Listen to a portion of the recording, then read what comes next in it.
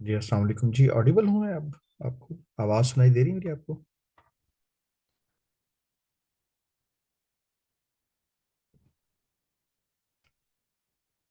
जी अस्सलाम वालेकुम।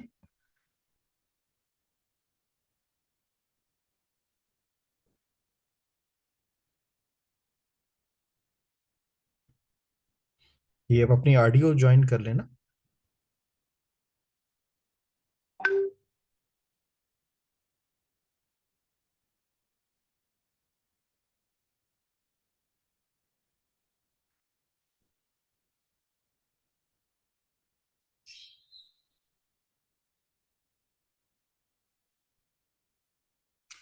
जी आपकी ऑडियो बंद है। अपनी ऑडियो को ना किसी अपने वो ऑडियो डिवाइस वगैरह से लिंक कर लें।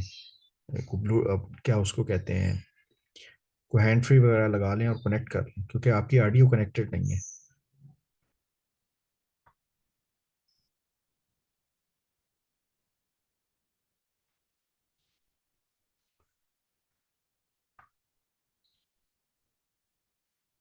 जी मेरी ऑडियो ऑडिबल है आपको? आ- आपका ना ऑडियो आपके डिवाइस के साथ लिंक नहीं है इस पर।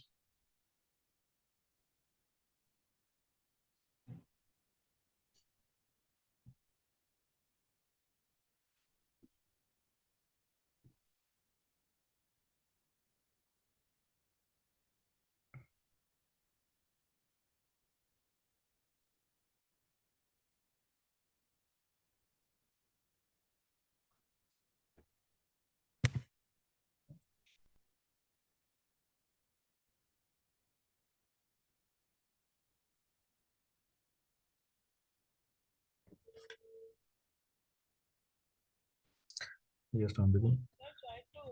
अच्छा मेरी, हाँ आपकी आवाज़ मुझे नहीं आ रही। आपका शायद ना वो कनेक्टेड नहीं। चलें, अगर आप कहें तो मैं आपको इसी तरह व्हाट्सएप पे बात करता रहता हूँ, और उधर से क्लास दोनों चल सकते हैं दोनों। कि बोलता मैं यहाँ से रहूँ और व्यू व्यू आप वहाँ से कर लें। कोई मसला तो नहीं आ रहा? आवाज़ डबल तो नहीं आ रही आपके पास? चलें गुड। वो कोई आपकी तरफ ना कोई होगा इंटरनेट का इशू। मेरे पास तो है मतलब वो वाईफाई है कनेक्टेड, लेकिन वो समझ नहीं आ रही कि क्यों ऐसा है। चलें आगे जी। अच्छा अब हम फाइंड कर रहे थे जी बी क्रॉस ए। ठीक है। अब अगर हम बी क्रॉस ए को देखें तो बी क्रॉस ए के लिए क्या करना पड़ता था हमें, कि हम पहले बी वाली मैट्रिक्स को लिखेंगे। यहाँ पर क्या थी बी वाली मैट्रिक्स में दी हुई? दैट वाज 1 2 4 6 और 3 - 1 ऐसे था जी। जबकि बी वाली मैट्रिक्स में क्या था यहाँ? 4 2।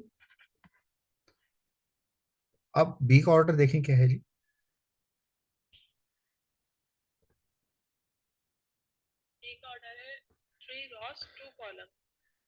ठीक है, 3 × 2। और जो ए है उसका ऑर्डर क्या है? 2 × 1। तो आप देखें क्या इन्हें हम मल्टीप्लाई कर सकते हैं अब? नहीं, ये देखें यहाँ पर क्या हो रहा है। पहली के कॉलम और दूसरी के रोज बराबर हो गए हैं। Now we can multiply. ठीक है, यही आपको रूल मैंने याद करवाना था कि जब हम मल्टीप्लाई करें तो पहली मैट्रिक्स के कॉलम्स और दूसरी के रोज दोनों इक्वल होंगे तो मल्टीप्लाई हो सकता है। जी, रोज इक्वल होने चाहिए। दो नहीं नहीं, दोनों नहीं देखना। इसीलिए हमारा रिजल्ट भी डिफरेंट होगा। अब रिजल्ट देखें कैसा आएगा। रिजल्ट जो आएगा उसमें 3 रोज होंगी और एक कॉलम होगा। जो आंसर आएगा उसमें 3 रोज होंगी और एक कॉलम होगा। आप चेक कर लेते हैं मल्टीप्लाई करके ना। देखें जरा, यहाँ पर देखें क्या अवेलेबल है। मल्टीप्लाई करें, शाबाश। क्या तरीका बताया था आपको?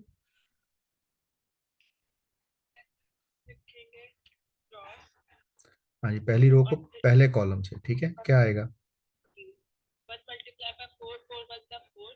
ठीक है, डायरेक्ट 4 लिख दूं? टू, हाँ। दूसरे को दूसरे से, यानी 2 2 4 हो जाएगा। ये 2 था ना, दूसरे को दूसरे से 2 2 4, ठीक है जी। अब पहली रो को पहले कॉलम से मल्टीप्लाई कर दिया, ठीक है, पहली रो को पहले कॉलम से। अब हमारे पास दूसरा कॉलम नहीं है अवेलेबल, यहाँ देखिए एक ही कॉलम है ना, दूसरा कॉलम नहीं है, इसका मतलब दूसरे कॉलम में हम नहीं जा सकते। अब आगे हम क्या करेंगे, अब हम दूसरी रो को लेंगे, दूसरी रो, लेकिन कॉलम वही पहला। जी, अब मल्टीप्लाई करें दूसरी रो और पहले कॉलम को मल्टीप्लाई करें। 4 multiply by 4, जी 4 4 are 8, नो, 4 4 16। 16, जी, और प्लस सेकंड को सेकंड से, 6 multiply by 2, 2 12, 12, ठीक है जी। इसी तरह 3 4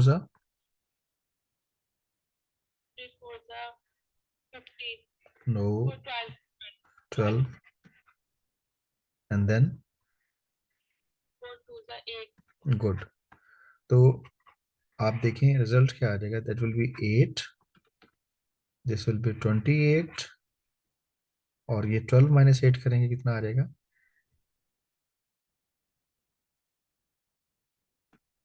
12 minus 8 क्यों करेंगे सर? डिफरेंस लेना अच्छा है। माइनस प्लस माइनस, जी जी, यू विल गेट 4, ठीक हो गया जी। 4, अब मुझे आपने बताना है कि क्या तब्दीली नोट किया आपने।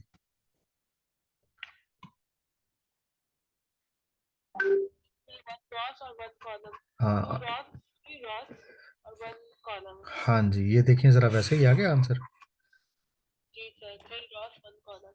ठीक है, तो ये एमसीक्यू भी बन सकता है, ठीक है, कि अगर पहली रो में 3 × 2 है उसका ऑर्डर, दूसरी रो में 2 × 2 है या 2 × 1 है, तो क्या ये मल्टीप्लाई हो सकते हैं या नहीं, तो आप कहेंगे जी हाँ हो सकते हैं, क्योंकि पहले के कॉलम और दूसरी के रोज बराबर हैं। फिर आप बताएंगे आंसर कैसा आएगा, आंसर में कितनी रोज और कॉलम होंगे, आप कहेंगे आंसर में पहली की रोज बचेंगी और दूसरी के कॉलम, यानी 3 × 1 बचेगा। तो आंसर देखें 3 × 1 की शक्ल में आ रहा है जी। That was the main concept के जो मैंने बताना था आपको साथ साथ, ताकि ये थोड़ी सी और प्रैक्टिस आप जाहिर है इसकी करेंगे तो ये चीजें मजबूत होंगी। क्या ये क्लियर हो गया आपको? अब बताएं स्क्रीन पर क्या विजिबल है, स्क्रीन पर क्या दिखाई दे रहा है अब आपको? सर वही 3 into 1 और हमने R1 C1 निकाला रॉस कॉलम, अभी जो हमने किया था पढ़ा था B into A, ये सब। ये सब ठीक है जी। आप जरा देखें, अब स्क्रीन पर क्या विजिबल है आपको? अब हमारी स्लाइड्स आ गई है जी जो स्लाइड्स, ठीक है। हमने तो इक्वालिटी नेक्स्ट, नेक्स्ट मल्टीप्लिकेशन के बाद क्या है, इक्वालिटी क्या होता है, ये इक्वालिटी पे पहले हमने बात कर ली है, इक्वालिटी ठीक है। इक्वालिटी के बाद एडिशन भी हो गया, मल्टीप्लिकेशन भी हमने कर लिया है। अब थोड़ा सा बता दें आपको ये कि मल्टीप्लिकेशन आइडेंटिटी क्या होती है, मल्टीप्लिकेशन या मल्टीप्लिकेटिव आइडेंटिटी क्या है। मैं दोबारा स्क्रीन की तरफ लेके जा रहा हूँ, अब हम इस स्लाइड से वापस जा रहे हैं, ठीक है। अब हम फिर उसी स्क्रीन पर जा रहे हैं और हम देखते हैं कि यहाँ क्या अवेलेबल है जी। मल्टीप्लिकेशन के लिहाज से आइडेंटिटी क्या होती है,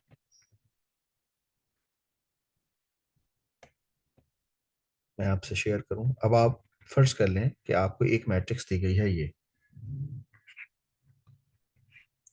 2 5 - 1 3, और एक दी गई है ये, जी ये विजिबल है आपको। इस मैट्रिक्स को आइडेंटिटी मैट्रिक्स कहते हैं, किसके लिहाज से, with respect to multiplication, multiplication के लिहाज से आइडेंटिटी है। अगर आप किसी भी नंबर को इससे मल्टीप्लाई करेंगे तो वो मैट्रिक्स खुद आंसर में आ जाएगी, चाहे आप आई को ए से मल्टीप्लाई करें या ए को आई से, दोनों सूरतों में आंसर आपका ए ही आ जाएगा, ठीक है। आइडेंटिटी की वैल्यू हमारी फिक्स है 1001। हाँ जी, इसे कहते हैं आइडेंटिटी विद 2 × 2, आई विद 2 × 2, ठीक है। ये मल्टीप्लिकेटिव आइडेंटिटी है, पहले आपने एडिटिव आइडेंटिटी पढ़ी थी, अब ये कौन सी है, मल्टीप्लिकेटिव आइडेंटिटी है, ठीक है जी। मुश्किल तो नहीं लग रहा? तो सर मैं बस ये पूछ रही हूँ कि जी आपने जो वैल्यू लिखी है आई की, जी जी, ये हम चेंज भी कर सकते हैं? नहीं ये फिक्स है, ये फिक्स है ये सर। फिक्स है, ये आपने याद रखनी है। जी। ठीक है, अब मैं ए को आई से मल्टीप्लाई करूंगा, देखें क्या आएगा। 2 5 -1 3। इसको मल्टीप्लाई किससे कर रहे हैं, आइडेंटिटी से। तो मुझे बताएं कि क्या आंसर आएगा। क्या हम टू इन्हें को मल्टीप्लाई मल्टीप्लाई कर करके सकते हैं। वन मल्टीप्लाई कर सकते हैं, लेकिन आंसर तो सेम ही आएगा, 1001। हाँ जी, अब इसको मल्टीप्लाई करते हैं पहले 2 को इससे, तो क्या आएगा। 2 1 2 हम्म 5 को 0 से। और 5 0 0। ठीक है, and 2 0 0 and then 5 on the. 2 5। अब आप दूसरी रो को पहले पहले कॉलम से, फिर दूसरे कॉलम से, पहले कॉलम से करेंगे, क्या आएगा। 1 × 1 तो -1, और 3 × 0। ठीक है। तो ठीक है, और फिर 1 × 0 और 3 × 1, तो 3 1 3 और वो 0। जी, क्या होगा। 2 में प्लस करेंगे 0 तो 0 आंसर आएगा, 2 आंसर आएगा, और 5 इसका 1 आंसर आएगा, और 0 का 3। तो आपको क्या लगा, ये वही ए नहीं आ गया जवाब। जी सर, आंसर सेम आ गया। तो आइडेंटिटी में क्या होता है, किसी भी नंबर से मल्टीप्लाई करें तो वो खुद मैट्रिक्स आंसर में आ जाएगी। आइडेंटिटी को मल्टीप्लाई करने पर फर्क नहीं पड़ता। ठीक है, मैट्रिक्स वही की वही आंसर में आ जाएगी। तो प्रॉब्लम तो नहीं इसमें, कॉन्सेप्ट में। No sir. नो चलिए, सर। गुड। आगे देखते हैं जी, नेक्स्ट स्लाइड पे क्या है कि A B is not generally equal to B है। ये भी हमने थोड़ी देर पहले प्रूव किया है कि ए को बी से मल्टीप्लाई किया था, फिर बी को ए से। जी सर। ठीक है, तो फिर हमारा A B is not equal to B आया था। अच्छा, यहाँ पे एक प्रॉपर्टी और दी गई है, ऊपर देखें जरा, कि A B is equal to 0। ये कंडीशन दी गई है। तो इसमें क्या है, A B is equal to 0 पहली कंडीशन। तो इसको आप देखें, ए बी कब जीरो होगा, जब ए पूरी की पूरी जीरो हो या बी भी पूरी की पूरी जीरो हो, तब ए बी को मल्टीप्लाई करें। ठीक है, जीरो आ सकता है, लेकिन ए और बी को मल्टीप्लाई करें कभी भी टोटल जीरो आंसर नहीं आएगा, जीरो मैट्रिक्स आएगी। ठीक है, क्या आएंगे? जीरो मैट्रिक्स आएगी, हाँ, 0 या यानी नल मैट्रिक्स कह सकते हैं। नल मैट्रिक्स आएगी। ठीक है जी। अच्छा, थोड़ा सा ये लॉज भी हम देख लें। लॉज विजिबल है आपको, जरा पढ़ने साथ साथ जी मैंने सर। एक्सप्लेन कर देता हूँ। A is equal to A अगर ए कोई इज मैट्रिक्स दी इक्वल गई टू। हो तो आई ए का मतलब होता है कि आप आइडेंटिटी को ए से मल्टीप्लाई करें। फिर ए आई का मतलब आप ए को मैट्रिक्स को पहले रखें, आइडेंटिटी को बाद में रखें, तो आंसर ए ही आता है। ठीक है जी। समझ में आया सही वाला पॉइंट? अभी थोड़ी देर पहले हमने किया था ना कि आइडेंटिटी को हमने किसी भी मैट्रिक्स ए से मल्टीप्लाई किया तो ए मैट्रिक्स जवाब में आया था। अच्छा, यानी आइडेंटिटी को A से मल्टीप्लाई करवाओ या A को आइडेंटिटी से मल्टीप्लाई करवाओ, आंसर A ही आएगा। ए ही आता है। ठीक है, पढ़ा था ऐसा हमने। जी सर, अभी जो पढ़ा। जी, नीचे आ जाए, एसोसिएटिव लॉ क्या है मल्टीप्लिकेशन का। एसोसिएटिव लॉ मींस ऐड करवाना। नहीं, मल्टीप्लाई करने का ना। अब मल्टीप्लिकेशन का है ना, तो नीचे देखें लॉ, जो है लॉ नंबर 2 क्या दिया हुआ है, A into B C is equal to A B into C, ऐसे दिया हुआ है। जी सर।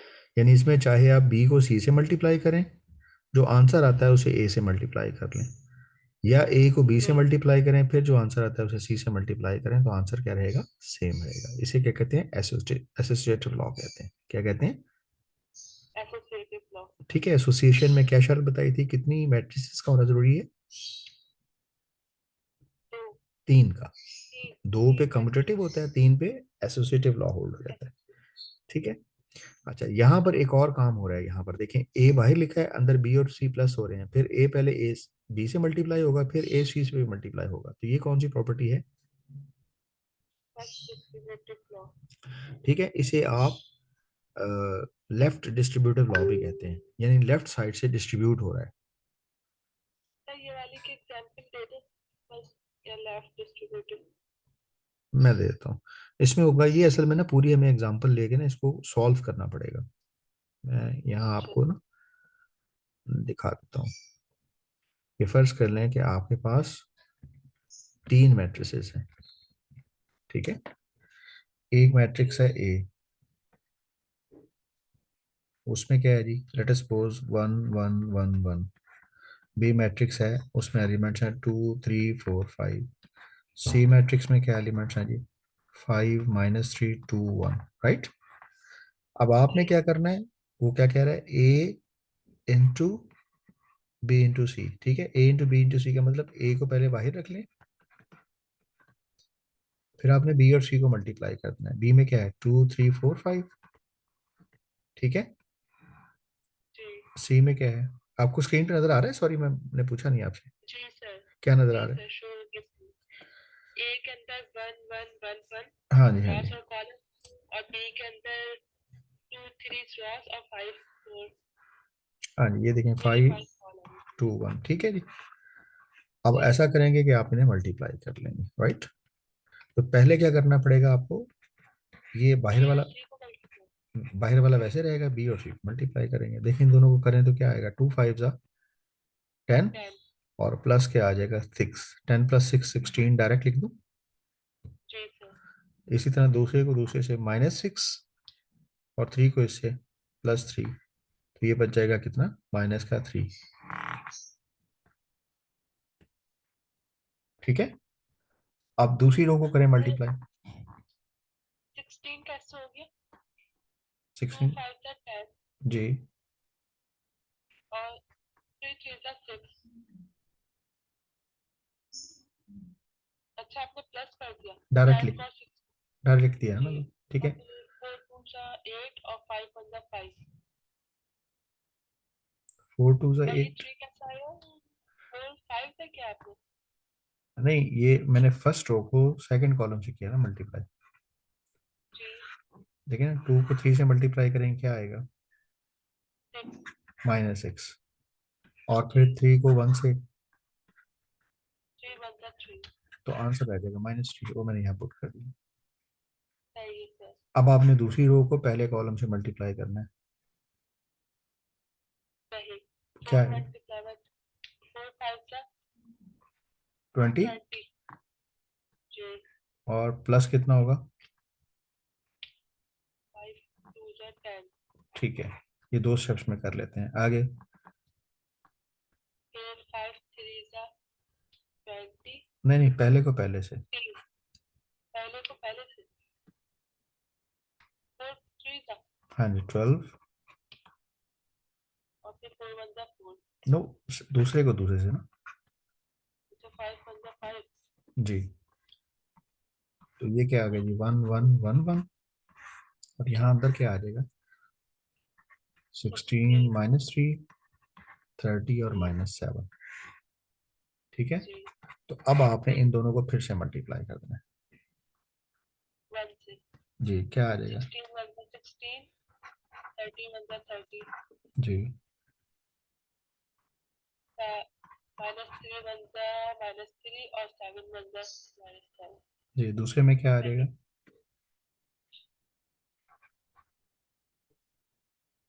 16। +30, और यहाँ क्या आ जाएगा,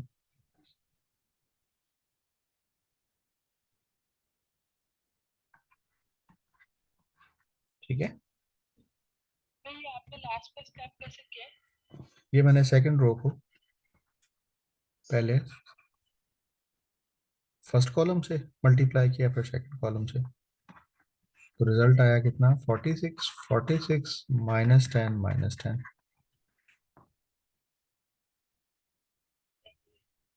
ठीक हो गया। जी सर। अच्छा, ये एग्जांपल की होगी लेफ्ट हैंड साइड, क्योंकि इसमें अभी हमने क्या किया, ए इंटू बी प्लस सी। अब ये आंसर बराबर किसके होना चाहिए, ए बी प्लस ए सी के, यानी ए अंदर मल्टीप्लाई होगा ना पहले बी से, फिर,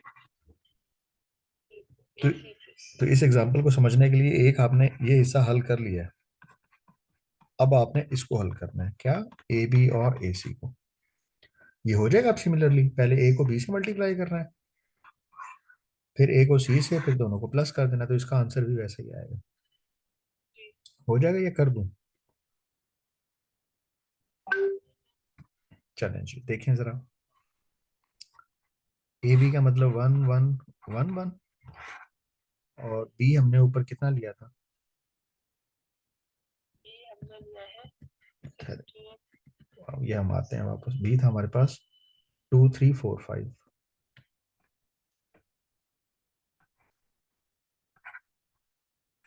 प्लस, फिर कितना है ए सी, यानी 1 1 1 1।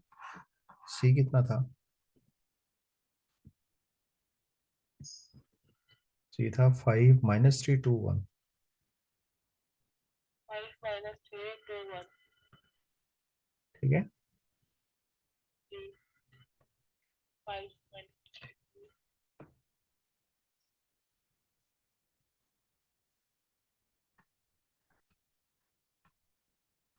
ऐसे ही था ना? ठीक है। अब आप इनको मल्टी, फिर एक दफा चेक कर लेते हैं कि फर्क कोई ना हो, बस पर 2 1 ओके। अब आप इनको मल्टीप्लाई कर लें तो क्या आएगा? 1 को इससे, 1 2 प्लस दूसरे को दूसरे से 4, फिर पहली रो दूसरा कॉलम, यानी 3 1 3 प्लस 5। अब दूसरी रो को कराएं मल्टीप्लाई जरा आप, असल तो 2 प्रैक्टिस आप। मल्टीप्लाई 2 मल्टीप्लाई बाय 5 नहीं नहीं, पहले को पहले से, फिर दूसरे को, ठीक है। फिर इधर दूसरे में भी क्या होगा? 4 मल्टीप्लाई बाय नहीं, दूसरी रो 4 प्लस दूसरा कॉलम, 2 1 प्लस 3 ये देखो ना, 3 1 3 प्लस 5। और 5 1 5। पर अब इसको अच्छा इसको इससे करवा रहे हैं। हाँ, होता यह है कि तो मैं पहली रो को इसको पहले कॉलम से, फिर पहली रो को दूसरे कॉलम से मल्टीप्लाई करते हैं। सर तो इस तरीके से ना 2 का आपको प्लस करवाना चाहिए 5 से 2 मल्टीप्लाई बाय 5 होना चाहिए मतलब आपने 2 प्लस 4 अच्छा आपने डायरेक्ट आंसर लिखे। हाँ जी हाँ जी, डायरेक्ट पहले को पहले से 2, दूसरे को दूसरे से 8, 4 सॉरी, तो ये हो गया था 6। चलिए अब ये नेक्स्ट मुझे मल्टीप्लाई कराएं ताकि आपको ये याद हो जाए। 5 को आप कराएंगे 1 हम्म 5 1 जा 5 और फिर 2 1 जा 2 ठीक है, ये खत्म हो गया यहाँ तक। अब आपने सेकंड रो से करना है, सेकंड और कॉलम से। 1 को आप कराएंगे 3 से 1 माइनस 3 1 मल्टीप्लाई माइनस 3 तो 3 और 1 मल्टीप्लाई बाय 1 अब सेकंड रो को, अब सेकंड रो में फर्स्ट हाँ जी, सेकंड रो 1 को, मल्टीप्लाई बाय 5 1 मल्टीप्लाई बाय 5 और फिर 2 मल्टीप्लाई बाय 1 2 1 जा 2 ठीक है। अब सेकंड रो को सेकंड कॉलम से, अब 1 मल्टीप्लाई बाय माइनस का 3 और 1 मल्टीप्लाई बाय 1 ठीक हो गया। जी अब इन्हें सिंप्लीफाई करें, देखें क्या आता है। 2 प्लस 4 4 5 6 आएगा ओहो, सॉरी फॉर और दैट, 5 ये तो हमने डिस्ट्रीब्यूटिव लॉ पहले कर दिया ना, चले कोई बात नहीं। ओके ओके, तो यहाँ पर क्या हो गया, ये नहीं करना था, दरम्यान में प्लस तो था ही नहीं, उसके मल्टीप्लाई चल रहा था ना। ओहो, जी मल्टीप्लाई वाला किया ना हमने। जी सर ओहो, नहीं ये इस तरह नहीं होना चाहिए था, ये काट दूं मैं। वैसे ये डिस्ट्रीब्यूटिव लॉ के लिए ठीक था, बट मल्टीप्लिकेशन में तो सिंपल हमने मल्टीप्लाई करना था। ये मैं क्रॉस कर सर रहा हूँ। इसको डिस्ट्रीब्यूट क्रॉस भी करें ना सर तो डिस्ट्रीब्यूटिव नीचे हम सेकंड कर लेना नहीं अच्छा वो, सही है क्रॉस कर देता हाँ, फिर लंबा हो जाएगा नहीं नहीं वो लंबा नहीं हो जाएगा, असल में गलती से ना लेफ्ट हैंड साइड डिस्ट्रीब्यूटिव की लिखती और लेफ्ट हैंड साइड उसकी मल्टीप्लिकेशन की है ना, तो हमें राइट भी उसी की करनी, उसमें सिंपली क्या होता है, ए बी इंटू सी। ठीक है, ये स्टेप्स आप फिलहाल समझ जाएंगे, ये वाले नहीं, सॉरी, यहाँ तक ठीक है। ए बी इंटू सी का मतलब क्या है, पहले ए लिखना है आपने, उसको मल्टीप्लाई किससे करना है, बी से, और जो ये सारे का आंसर आएगा उसको किससे मल्टीप्लाई करना है, सी से। जी जी ये तो सिंपल मल्टीप्लिकेशन का था ना, वो नीचे वाला डिस्ट्रीब्यूटिव गलती से लिखा गया। तो ये क्या आ जाएगा जी, अभी आपने किया है मल्टीप्लाई, ये डायरेक्ट लिख दूं? जी जी सर क्या, बस तो ये क्या आया था, 2 4 प्लस प्लस 2 टू 6, 8 6 और 8, ठीक है। और इसको जी मल्टीप्लाई किससे करना है, 5 - 3 2 1 से। तो क्या होता है, फर्स्ट रो को फर्स्ट कॉलम से 5 6 था।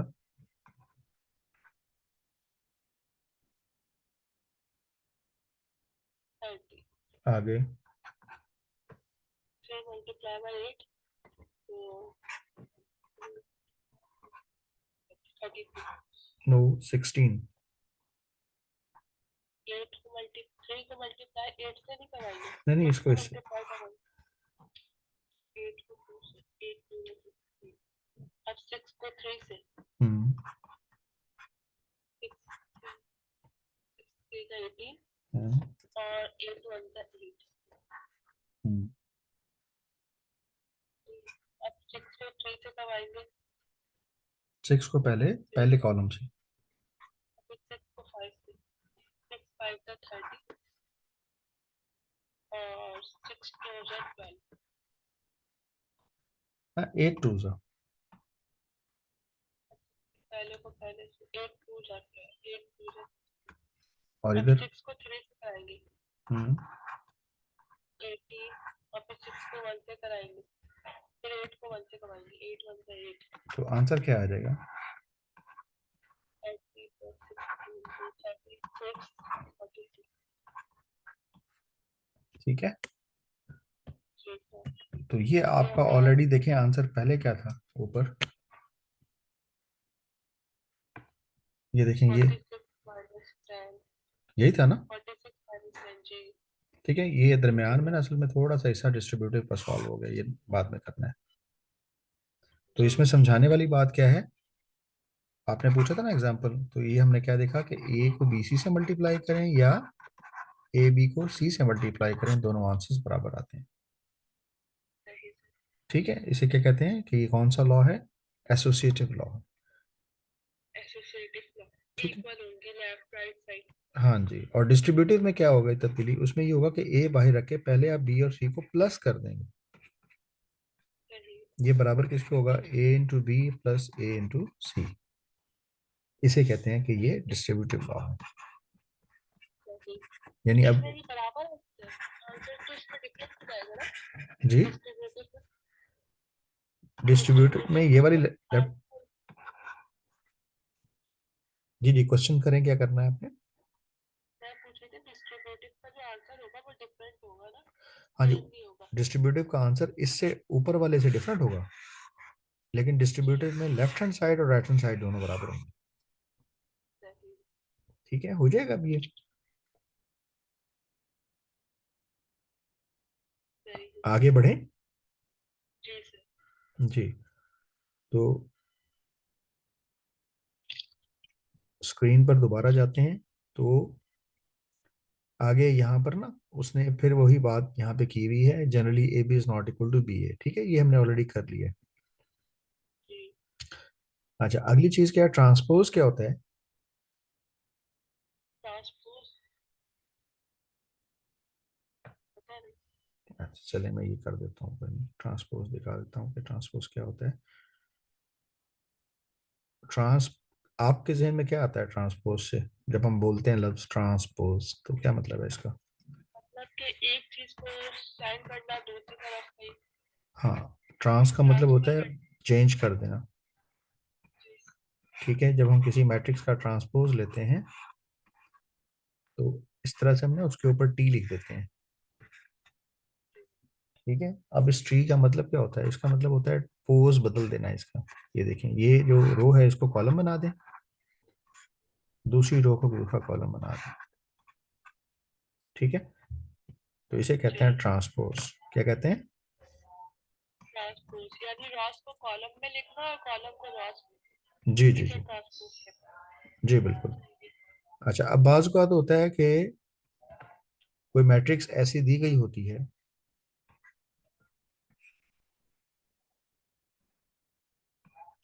ये एक मैट्रिक्स है, अब मैं इसका ट्रांसपोज लूँ तो क्या आएगा? इसको हम 2 3 कर देंगे हम्म, और 3 5 कर देंगे। ये रो को कॉलम बना दिया ना आपने, लेकिन फर्क क्या जी पड़ा है पहले वाली मैट्रिक्स में देखिए, और इसमें कोई फर्क है? तो सर कोई फर्क नहीं है। ये मेरी बात समझी है ना आपने? जी यानी ट्रांसपोज लेने नहीं पर नहीं 2 बाई 2 ही रहेगा और एलिमेंट भी चेंज नहीं हुए। एलिमेंट्स अगर सब चेंज होंगे हमारे पास तो चेंज हो जाएंगे। जैसे अगर हम 2 3 की जगह 6 और 7 लिख देते और 3 5 की जगह 8 9 लिख देते। हम्म। अच्छा हाँ, तो भी एलिमेंट्स सेम ही रहते। ठीक है। सही से है। अब समझाना ये था कि मैट्रिसेस कई तरह की होती हैं। कुछ मैट्रिसेस ऐसी होती हैं जिसमें ट्रांसपोज लें तो उसमें कोई फर्क नहीं पड़ता, जैसे कि प्रीवियस क्वेश्चन में था। अभी जो मैंने नई एग्जांपल लिखी है उसमें क्या है, ट्रांसपोज लिया तो वही का वही दोबारा आ गया। जी सर। अगर ट्रांसपोज लेने पर वही दोबारा आ जाए तो फिर हम ए के बारे में कहते हैं कि ए जो है ये एक सिमेट्रिक मैट्रिक्स है। Symmetric matrix. सही। कोई भी मैट्रिक्स सिमेट्रिक कब होगी? सिमेट्रिक उस वक्त जब होगी वो। जब आप ट्रांसपोज लेंगे और वही की वही जवाब में आ जाए। जी। ठीक है। जी सर। कोई मुश्किल इसमें? No sir. चलें। फिर एक मैट्रिक्स बी है जी हमारे पास। ये फर्ज कर लें हमारे पास कोई मैट्रिक्स है और इस मैट्रिक्स को हम लिखते हैं। अब इसका ट्रांसपोज लें। अब इसको हम कर देंगे 0 3 जी। और माइनस का 3 और 4। 0 3 रॉस हम्म। और माइनस का 3 और 4। ठीक है। 3 बल्कि और 4। मैं इधर भी जीरो कर देता हूँ, राइट। सही। अब अब देखें क्या होगा, 0 - 3, यहाँ क्या हो जाएगा +3 और ये 0। सर अगर 4 ही रहते थे तो भी ट्रांसपोज तो कहलाता ना वो। हाँ अगर हम ट्रांसपोज 4 ही कहलाएगा, रखते। लेकिन जो चीज़ मैं समझाना चाह रहा हूँ वो रह जाएगी। अच्छा। ठीक है, कुछ मैं बताना चाह रहा हूँ। अब यहाँ पे ऐसा हो सकता है कि हम माइनस कॉमन ले लें, जी। तो जो माइनस वाली हैं वो प्लस हो जाएंगी, जो प्लस वाली हैं वो माइनस हो जाएंगी। जी। तो क्या होगा, ये वही की वही मैट्रिक्स आ गई आंसर में, ये कोई और है? कोई मैट्रिक्स आ गई सर। ये बात बतानी है, लेकिन -7 कॉमन आ गया।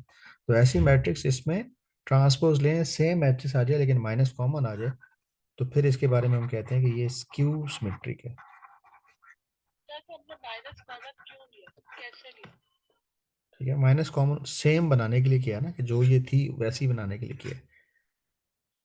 सर लेकिन हम वैसे अगर हम माइनस कॉमन नहीं लेते और साइन जो है अल्टरनेट कर देते सबके, कि जिसकी प्लस है उसका माइनस कर देते तो हमारे पास ये नहीं होता। फिर तब भी तो हमारे पास तो। लेकिन ना ट्रांसपोज तो हमने ले लिया ना। अब हम लिंक कायम करना चाह रहे थे कि जो पहले वाली मैट्रिक्स है उसके साथ कोई लिंक बनता है इसका। तो लिंक बनाने के जी। लिए इन सब में से हमने माइनस कॉमन ले लिया, तो हमने ये देखा ये तो बिल्कुल वैसी मैट्रिक्स आ गई लेकिन माइनस कॉमन आ गया, तो जिसमें माइनस भी कॉमन आ जाए, एलिमेंट्स भी जी। सेम हो, तो उसको मैट्रिक्स को कहते हैं कि वो स्क्यू सिमेट्रिक है। सही सर, माइनस का मुझे कुछ क्लियर नहीं हुआ कि माइनस हमने कॉमन लिया कैसे।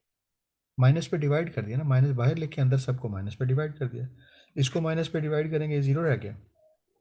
इसको सर अगर हम माइनस नहीं अगर हम बाहर माइनस नहीं निकालते, हम अंदर की वैल्यूज को अल्टरनेट नहीं कर सकते। नहीं, अल्टरनेट नहीं कर सकते। आपने ट्रांसपोज साइन लेना है जस्ट। ट्रांसपोज करके साइन को नहीं कर सकते कि जो नहीं प्लस के वो माइनस में कर दे। नहीं नहीं नहीं, फिर नहीं कर सकते। ट्रांसपोज लेना है। रूल क्या है कि जब ट्रांसपोज लें और मैट्रिक्स आ जी। जाए सेम, तो उसको जी। कहते हैं सिमेट्रिक। जिसमें ट्रांसपोज सही। लें और अंदर सबके साइन चेंज हो जाएं, यानी उसमें सब में से माइनस कॉमन बाहर आ सकता हो, अच्छा। तो उस उसको मैट्रिक्स कहते को हैं। कहते हैं सिमेट्रिक मैट्रिक्स। सही। ठीक है, ये अगली डेफिनेशन समझने के लिए हमने इसको लिया ना। तो मैट्रिक्स की दो टाइप्स जी। होती हैं, एक सिमेट्रिक होती है, एक स्क्यू सिमेट्रिक। जिसमें ट्रांसपोज लें और खुद अपने बराबर आ जाए तो सिमेट्रिक, और जिसमें जी। ट्रांसपोज लें और साथ क्या हो जाए, माइनस बाहर कॉमन आके सेम मैट्रिक्स आ जाए, लेकिन बाहर साथ में क्या आए, इजाफी माइनस आ जाए कॉमन, जी। तो उसको कहते हैं स्क्यू सही। सिमेट्रिक।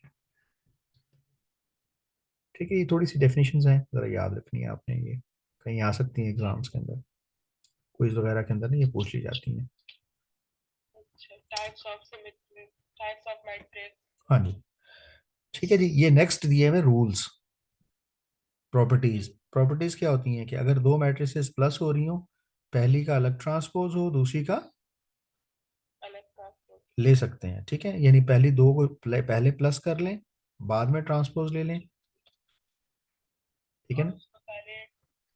ये मैं रूल दोबारा लिख रहा हूँ। ठीक है, ये 3 रूल्स आपने याद रखने हैं। 4 रूल्स मैं लिख रहा हूं दोबारा। ये रूल्स हमने 10th स्टैंडर्ड की बुक में कर लिए हैं पहले, ये हमारी यहाँ रिवीजन हो रही है। पहला रूल क्या होता है? पहला रूल ये है कि जब आप किसी मैट्रिक्स का 2 बार ट्रांसपोज लेंगे ना, यानी ट्रांसपोज का ट्रांसपोज ले लेंगे, तो वही मैट्रिक्स जवाब में आ जाएगी। ट्रांसपोज का ट्रांसपोज कैसे ले? भाई एक बार आपने मैट्रिक्स का ट्रांसपोज लिया, एक बार फिर ले लें। सही। देखिए ना, ये आपके पास है 1 3 5 7। अब इसका ट्रांसपोज लेंगे तो क्या होगा? आप ये कहेंगे कि ये रो है, इसको कॉलम बना टेन दिया। से ये रो है, ये कॉलम बन गया। ये ट्रांसपोज, अब इसका फिर से ट्रांसपोज लेना है, फिर से ट्रांसपोज लेना। फिर क्या होगा? रो को कॉलम बना दिया, कॉलम को। तो अब ये देखें, ये वही वाला पहले वाला बन गया। सर। तो जब ट्रांसपोज का ट्रांसपोज लेते हैं तो वो ही मैट्रिक्स आंसर में आती है। ये बात याद रखनी है। सही है। दूसरी, हमने 10th क्लास में क्या बात पढ़ी है कि जब 2 मैट्रिसेस ऐड हो रही हो, उनको ऐड करने के बाद ट्रांसपोज लें, या फिर ऐसा करें पहले हर एक का अलग ट्रांसपोज ले लें और फिर ऐड कर दें, तो ये दोनों आंसर्स बराबर होते हैं। ये है प्रॉपर्टी नंबर 2 या रूल नंबर 2।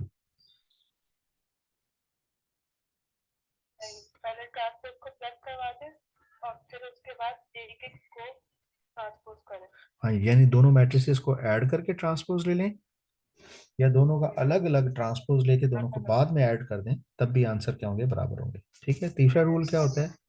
ये भी आपने मैट्रिक में पढ़ा है कि ए बी का जब भी ट्रांसपोज लेंगे तो ये हमेशा किसके बराबर होगा? बाद वाले का ट्रांसपोज पहले ले लेना है। ये B transpose into A transpose के बराबर होगा। या दूसरे अल्फाज में यूं कह लें कि ए बी ट्रांसपोज बराबर नहीं होता बी ए ट्रांसपोज के। ये आवाज आ रही है मेरी? ठीक है। ये मुझे आपने रिस्पॉन्ड इसलिए मैं बार बार आपसे करवाई रखता हूँ क्योंकि बाज़ बात सिग्नल नहीं आ रहे होते तो पता नहीं लगता कि कब सिग्नल ऑफ हो गए हैं। ठीक है, ये रिस्पॉन्ड करते रहा करें। ठीक हो गया, ये रूल्स याद रह जाएंगे ट्रांसपोज से मुतलिक। ठीक है। चलें जी, आगे बढ़े। आगे ठीक है। देखते हैं जी, नेक्स्ट क्या है आपके पास। सर इसमें ये बराबर नहीं होगा, 4 रूल जो आपने बताया है हम्म।